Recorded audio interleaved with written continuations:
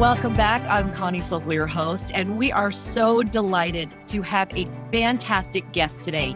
If you are thinking, feeling, and doing the writing, wanting to be an author, wanting to share your message, and just not sure how to do it, or even if you're motivated to do it, we know how it feels.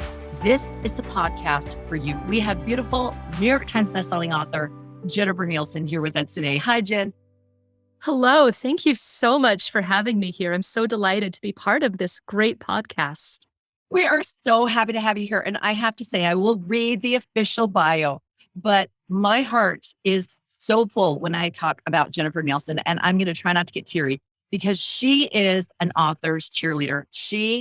Everywhere she goes, she is about helping people reach their potential, being able to move forward on their dreams and knowing that they can do it. And she is so generous with her advice and counsel and tips and tools on how to make that happen.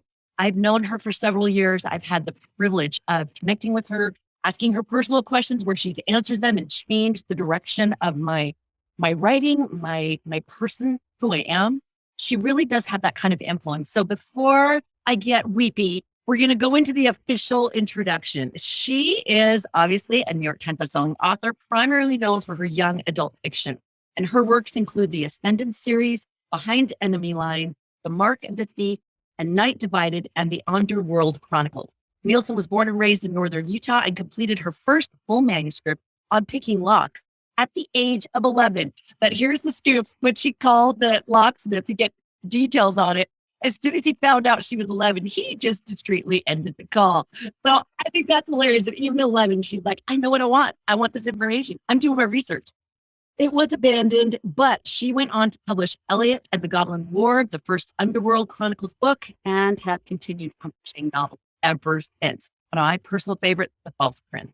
So we are going to get into her information, but she also is an award-winning author, many awards, multiple Sidney Taylor Award, the multiple Whitney Awards, and several state book awards. And she also won a garden rototiller.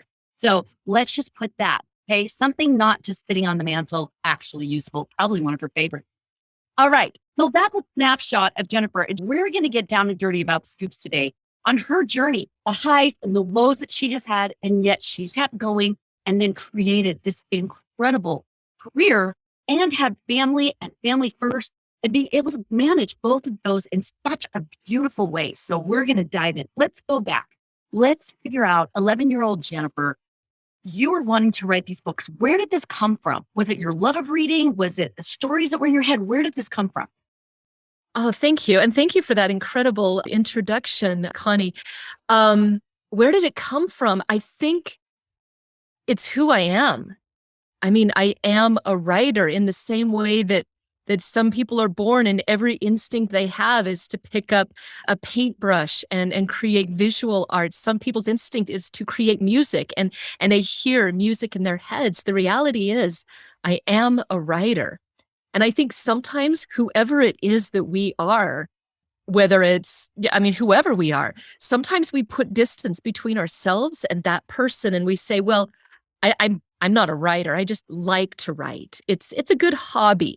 And there's some safe space there because if it's not who we are, then when it doesn't work out the way we had hoped, it doesn't touch us personally.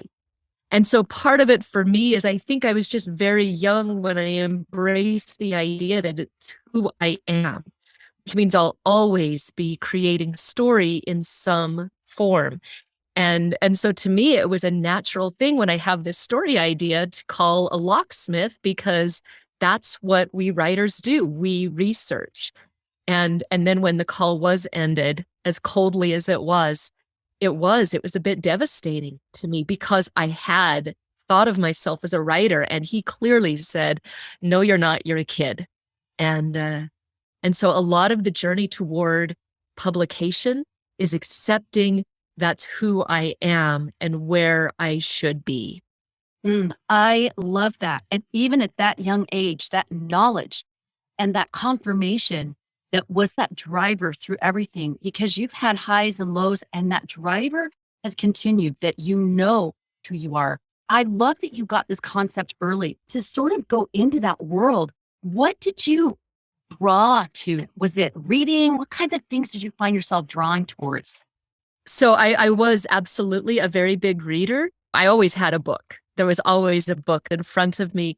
Um, After that devastating call from the locksmith, I actually abandoned writing for a long time. And not fully, right? But the idea that I would ever be an author, that kind of just went into the background as well, that's not real. That's not a real thing, or he would have taken me seriously. But see, it's still, I'm part of story. And so it all shifted toward theater. And so I'm still doing it. I was just portraying it in a different way. And that kept the story alive for me.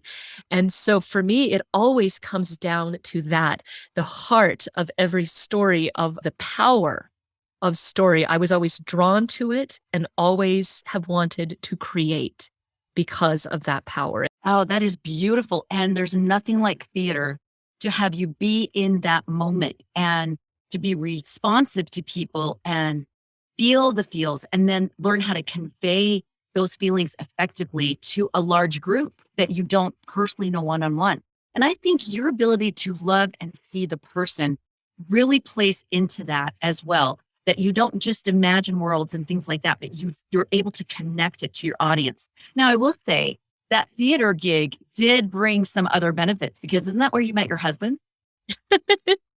I did meet my husband in theater in our senior year of high school. We had gone to all of high school together. We had mutual friends, but still had never crossed paths. In our senior year of high school, we were cast as husband and wife in Look Homeward Angel. And I remember the moment when our director instructed my then just co-cast member to, as he called it, lay a big wet one on her. Like, okay, there's going to be a stage kiss here. And I was like, no. I showed the director the script and I said, it says he is about to kiss her. And our director was like, honey, he's going to kiss you. And that was the start of our forever, a stage kiss at a high school play. That is so beautiful. That's a book in and of itself. That is fantastic. I love this. I love this idea too, that you didn't just read, though. You were Hardy Boys fan. I was total Nancy Drew, that you read and you immersed yourself in those worlds and felt the feels of that. And then you expanded into those other areas, theater and really kind of honing your craft. As you went along, obviously there were talents that were emerging, that you had an ability to write or you had ability to imagine and things like that. Were there specific talents and abilities that were hard for you to learn, that were part of the craft that was a little bit painful? Like, okay, if I want to really do this, I've got to nail this particular thing. Were there any things like that? I mean, all of it, really. I think there's this idea that, you look at somebody who has achieved some measure of success in their lives in any way that they have. And I think sometimes there's just this perception that they must have just some special gift with it, or they must be extra talented. And honestly, it's just not that way. Every art must be learned. And there is a learning curve to it, all of it. I mean, in writing specifically, you learn how to do dialogue, you learn how to convey emotion, you learn how to show and not tell. And all of that is a skill set. And it's important that we understand that, because it means we are in control of our destiny. All right. We don't have to just hope that, we got that talent and that we came with it. And if you didn't, you're out of luck. It is not that way. You take whatever it is you have and you say, how can I advance it? And along the way, you learn more skills. But the reality is, I am still learning and I am still trying to improve my own craft, and I will never quit learning. And so there's nothing that I was born with that got me here. All of it is, what are you willing to sit down and learn? And for me, it was all of it, starting at zero. That is gorgeous. It is a craft. It is a discipline, being able to make that happen and then make it happen again and again, because as they say, you're only as good as your last book, right? That whole adage of learning and improving and developing, and your people, your audience wants to see that evolution and go with you and be a part of that.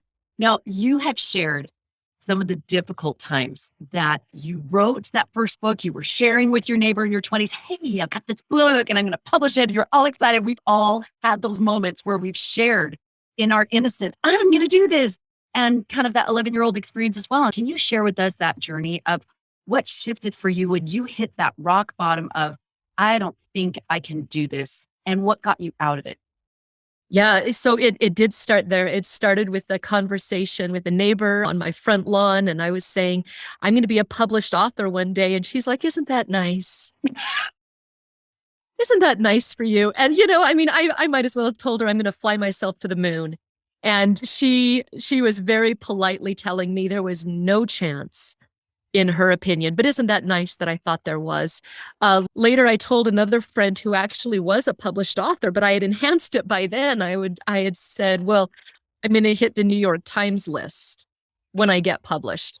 And it was the same thing. And he actually told me, he's like, no, you won't. But isn't that nice that you think so? And I learned something from that. And I learned in that journey, don't listen to the people who haven't gotten to where you're trying to get to, right? Don't take their advice. Somebody who, the fact is he had never hit the New York Times list. So he's telling me I could never hit it. So he's not my inspiration, right? My inspiration is the person who hit the list, who says, of course you can do this. So I learned and who I listen to and who I don't. But I wrote manuscripts. They were all rejected. All of them. And so that happened on number 1 because it was awful. It's going to be buried with me because nobody should ever have to see it. It happened on number 2, which is awful, which is going to be buried with me. Number 3 wasn't horrible, but I got my share of rejection letters. But then there's number 4. Number 4 was Apprentice to a Madman. And I thought, this is so good. Everybody's going to buy 10 copies. I don't know why you need 10 copies of one book, but that's how good I thought it was. And I started sending out the letters. So I have letter number 1. At the top of the letter in the corner, it just has my rejection. I didn't get a rejection letter. I got a rejection scribble on it. And so I had this plan. And my plan was every time I get a rejection letter, find a way to improve the manuscript, then submit again. And that was my plan. So I improved it. Paper number 2, I've got the rejection, the query and the rejection. Number 3, the whole thing is a rejection letter. And the reality is, on my way to getting published, for any readers who can see this, every paper here is a rejection. It is paper after paper. I mean, I've got a stack that's a good inch and a half, 2 inches thick. This is not all of the rejection letters I received. This is when I started saving them. And I began saving them because I knew need to explain to people that the journey to wherever it is you want to get to, it is not a straight shot forward, and it's just success upon success, that mostly it comes after a lot of failure, and then we make a decision about what we're going to do with it. So you referenced my low point. This was it. All of these letters. Finally, I had one publisher left. It's Publisher X. All right. And they have a reputation of accepting nearly everybody. So I sent off my manuscript to Publisher X. Fast forward a couple of months. Now it's my birthday. And on the morning of my birthday, I get a phone call from a friend who had sent off her first manuscript, first query letter to Publisher X. And she was calling me to say she got accepted. And she was like, isn't this great? I'm going to be an author. And I was like, oh, that's great. I hate you, right? Because on one manuscript, one query, she had done what I hadn't done in 4 manuscripts and over 100 queries. And I thought, well, at least I know that Publisher X is sending out their acceptance letters. So I ran out to the mailbox, and sure enough, there was my letter from Publisher X, and I opened it up, and there from the publisher that accepts nearly everybody was my rejection. On my birthday, after that phone call. And that was a bad birthday. And I went into the house, ate some ice cream that didn't help. And I knew then I had to make a decision. And the decision was this: I either had to admit that I had no talent and I had no future and I never was going to become an author. And I had to admit this was my signal from the whole universe that this is the day to quit. Or option two, I was never going to fail at this again.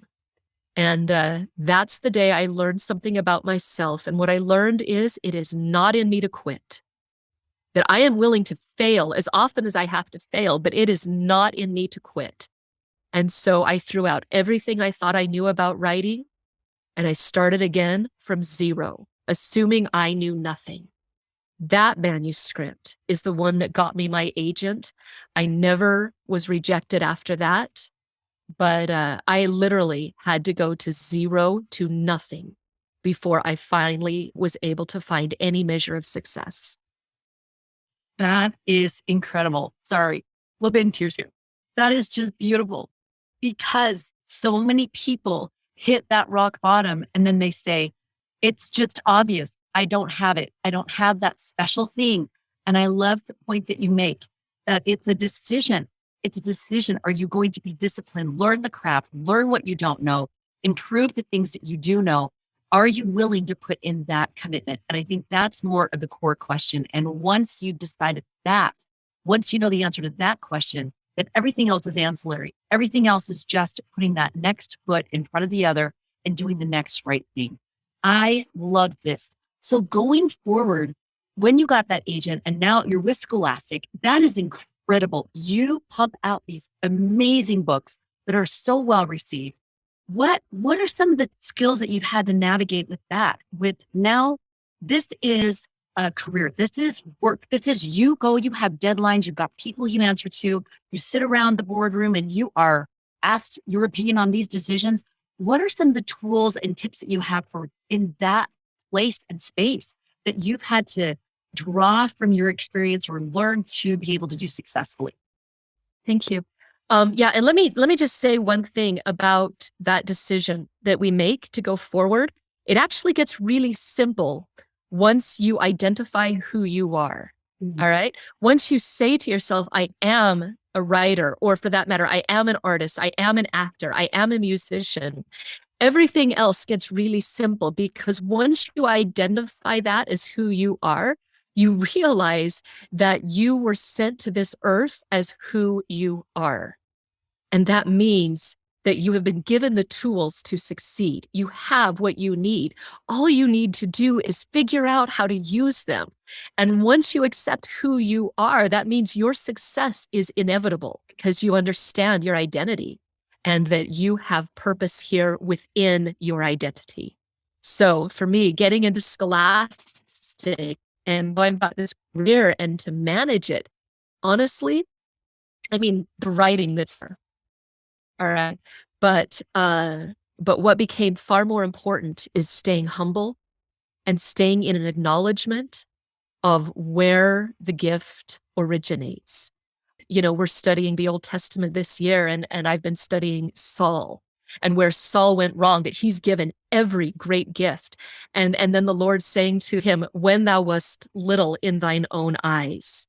And when Saul abandoned that and he started to think he's all that, that's when everything goes wrong. And that has really resonated with me, that amongst all other practical skills, none of that matters. That's just things you learn along the way. What matters is that I at all times acknowledge that I am not doing this alone and that I didn't get here alone.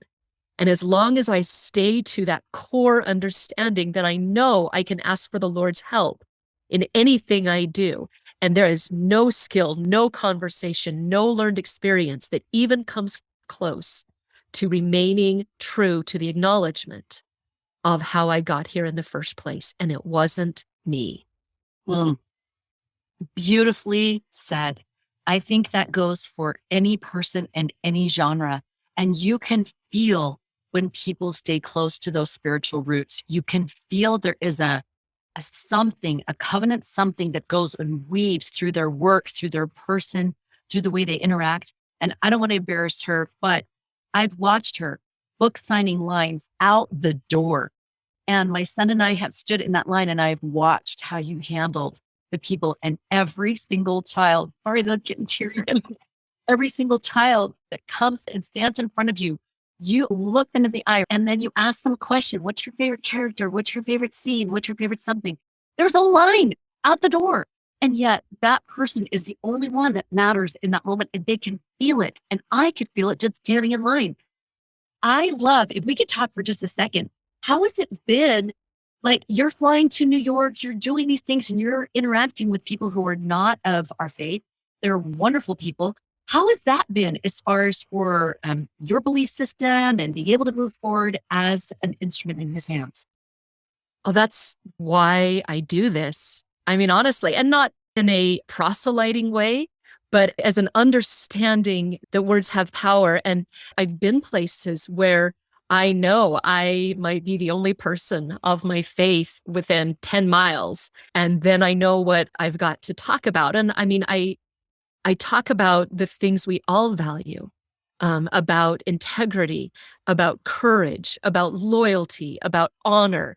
And all of these things resonate simply because they are truth, and not in a religious way, but just things that are eternal truths. And people respond so well to it because children everywhere, they live in a Twitter world, right? Of depth that's just so thin and narrow, and they are hungry. They are starved for real things, real conversations, real things. And so if I come in and I talk to a young person about, hey, look, you are stronger than you think you are. I delve beneath that Twitter world and I speak to things that they desperately need to hear. And I think that's what the Lord would have me do. And I agree, hands down. No wonder that they are best-selling books, because like you said, you can soak in those things that you are teaching, and that is woven into your writing and your protagonist. And especially, I want to know why you chose a boy and not a girl, because when you're reading this, you feel the sense of honor and integrity and valor and courage, and it's inspiring as you read it, even as a girl. Tell us what made you choose that kind of a line? You mean for False Prince? Yes, for False Prince. Sorry, yes. Yeah. It's just the character who came. Because I don't create character. I just listen for it. And some of my books have female protagonists and some have male.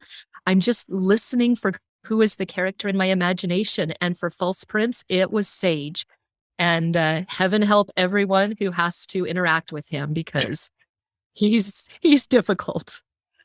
But so strong and so knows the thing that needs to be done. And I think when you talk about these kids and adults being hungry for a true cause, a true thing to stand up for and to believe in, this is just such a huge time in history of needing that as a whole society. You've done all these different stories and you've done a variety. You did A Night Divided. Tell us how you switch those gears when you're going from this sort of more medieval world, I guess is what I would call it. And then you're going into Berlin and this girl trying to escape. How did you switch gears? What was the thing that prompted that? The prompting of it is, I love history, but also realizing that young people today are not, for the most part, well taught in history. And the thing is, history, it's not a line. It's a cycle. And it's the same patterns over and over again. And so it means the better that we understand our history, that we can see these cycles, the better that we can predict our future. And the better that we can understand, if you know the past, you know what the future holds. And it means we don't have to be afraid, because we know we've gotten through hard times before, so we know we can do it again.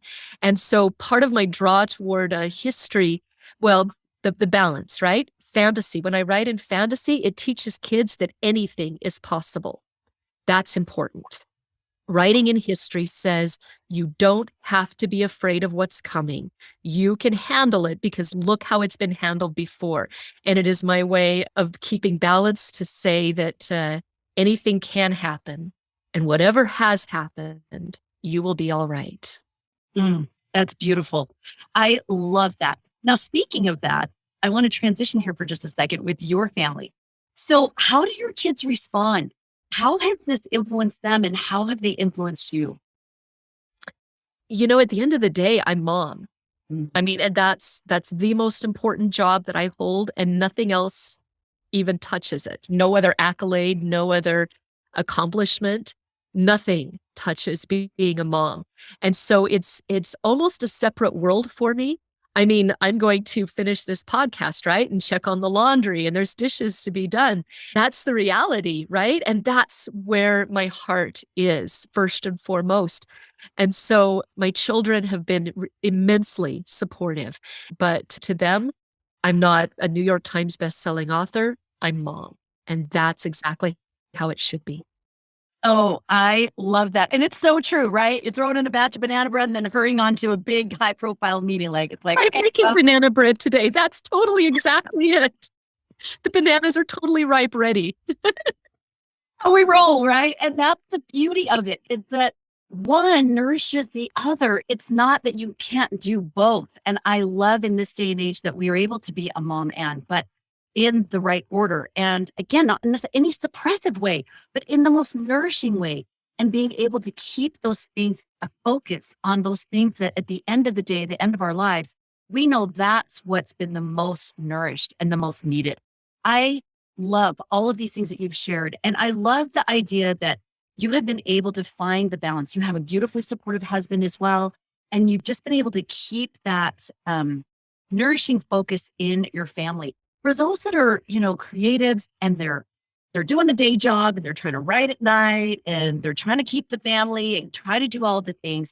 Do you have one tip or tool that helps you to stay focused? Is there any piece of advice or anything that you have felt strongly about that, you know what, this helped me keep my North Star? Yeah. When my career started to really evolve, I knew it wasn't possible to do everything. And so I said, okay, I'm going to get my top 3 priorities and then my top 5 priorities. And of course, first has to be God. It has to be, because I understand and I accept the principle that he can do more with my life than I can. And so it has to be him first in all things.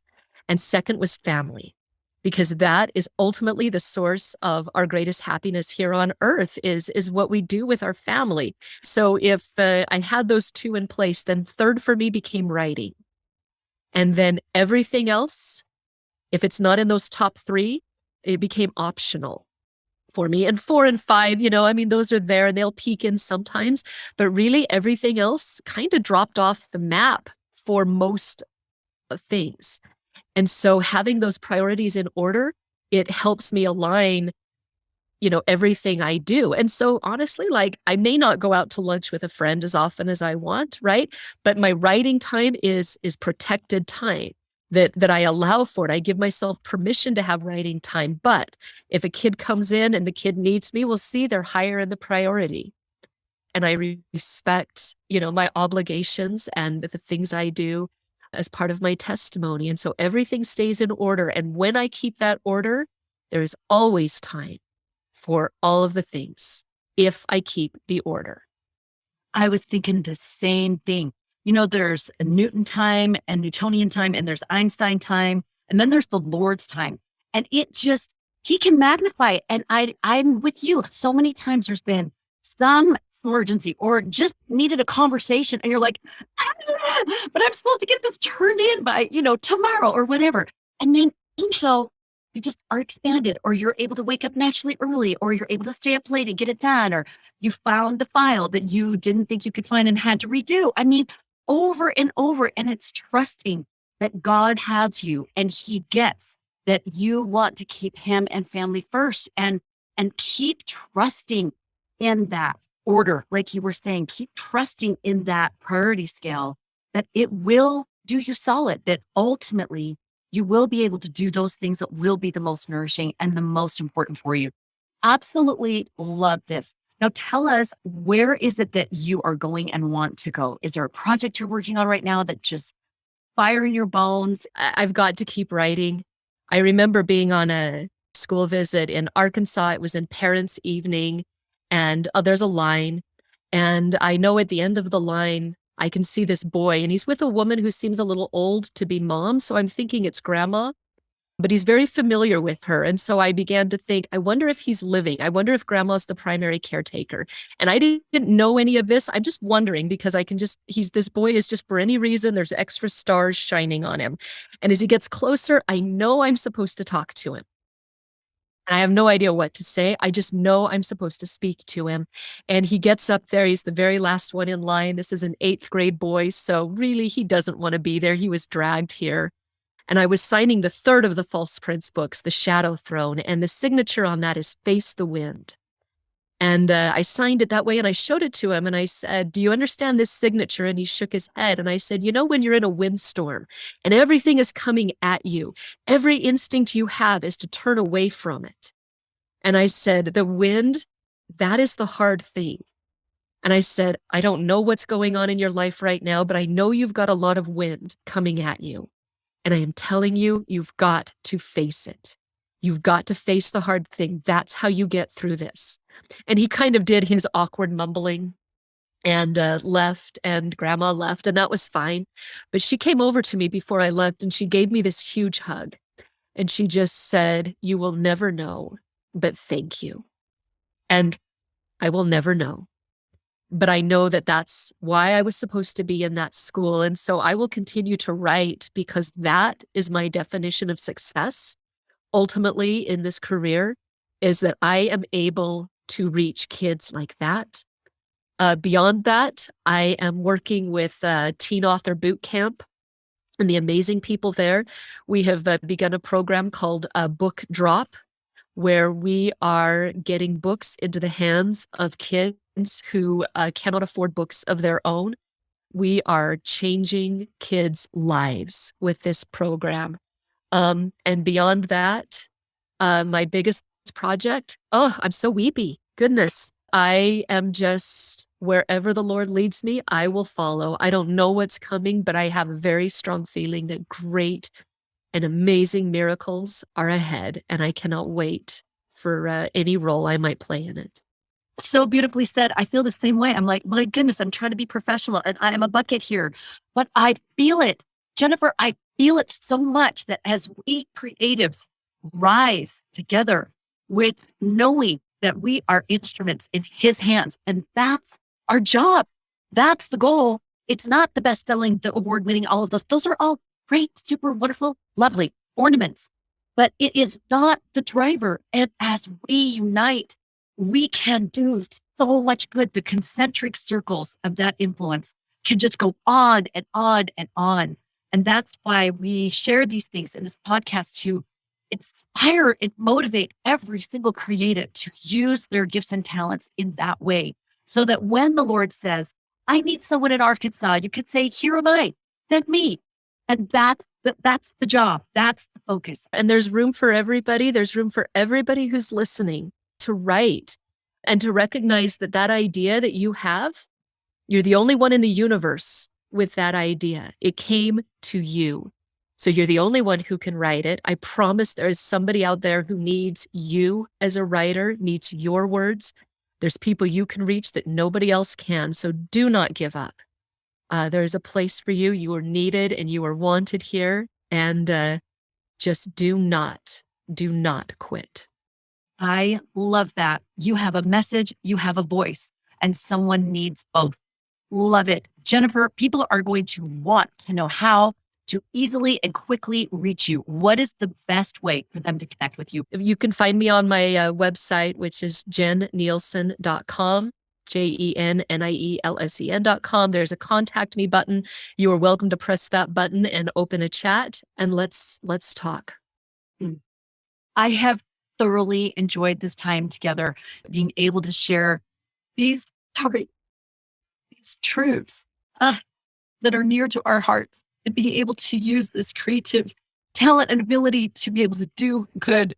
We invite those that are listening to take up that charge and take up that invitation to move forward in what you're doing on a new level and go deeper and reach higher than what you have thought to do before, because God is with you. Thank you so much, Jen. For those of you who love these interviews, thank you so much for your support. And if you want more of them, go below, rate, review, and subscribe. And as always, you can find all of the ones that we've done on our website, LDSPMA.org. And just know, we thank you so much for joining us. And hopefully you got some tools today to take your next step in being called to create.